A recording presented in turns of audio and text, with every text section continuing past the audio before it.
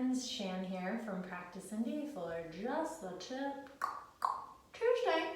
We're going to be talking about headstand today, which is a super elusive posture and like so cute to be like photographed when you're in like your swimsuit in like Australia with like your perfect blonde hair and like your totally tan bronze 14-pound body, right? So it seems like it's only accessible for 2% of the population. But in fact, it's a super healing posture. It can be a really empowering posture, and also it can be incredibly dangerous. So know your limits.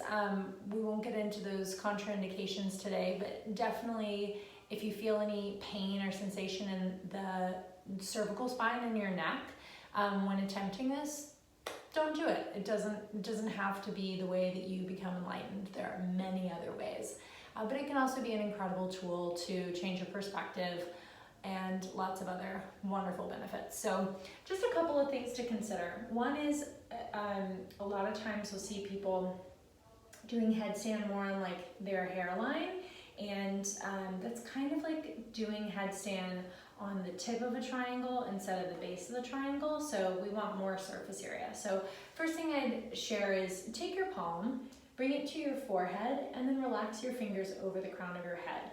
Where your middle finger is, like a 1990s OG jewelry box, is like the ballerina. I know, we all had them, right? Where your middle finger has landed is where you want to be balancing. So the actual top of your head and not the crease of your forehead. Another great substitute in not just rabbit, which is a pose we're talking about in the studio this week, is to get your head against the wall. And I'm just basically gonna flash in my butt, so live your best life. But you're gonna have the crown of your head against the wall. Actually, let's see if I can angle this. We're living. Okay, yeah. So you're gonna come to tabletop with the crown of the head against the wall.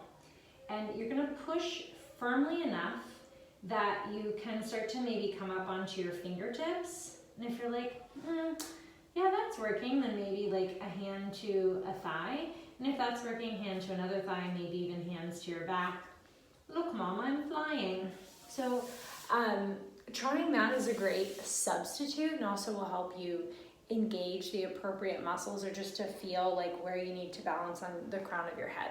So that's the first thing I would consider, try, play around with in an alternative of rabbit or headstand. The second thing I would focus on is your shoulder strength. So headstand's kind of a misnomer. Yes, we are balancing on our head, and the final version or iteration of the pose is literally headstand, like no hands, like we're just like levitating, y'all. But like I haven't ever done that, nor most humans I know.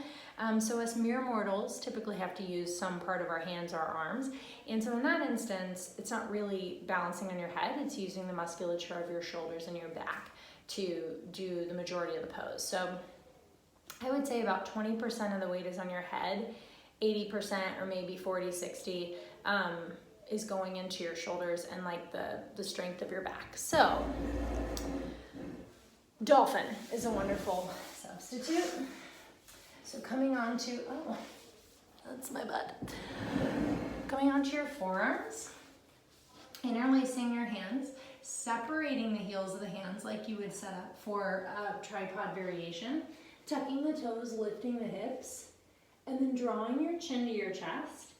You might just hold this position or even work crown of the head lowering down, pressing back up. Just starting to build that strength in your shoulders and in your back.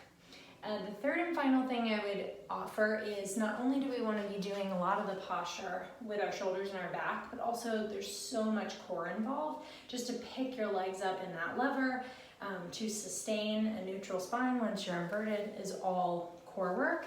So a wonderful way to work on that is boat pose. And remember, there are many variations of boat. We can have our hands behind our back. We can lift our legs. Eventually we want to work towards a half boat. So finding that shape where our legs are extended, Our tailbone is scooping under and our shoulders are just hovering over. Eventually trying to work to where our legs, shoulders, head are in one plane with the low back pressing down or just slightly coming off. So we're coming closer to that neutral spine, but keeping the activated core. So those are a couple of things you can work on to improve your headstand, or to work towards it, or to substitute if you are not interested in doing headstand. I think that's it. Comment with any other questions and we can make more videos to assist in any way we can.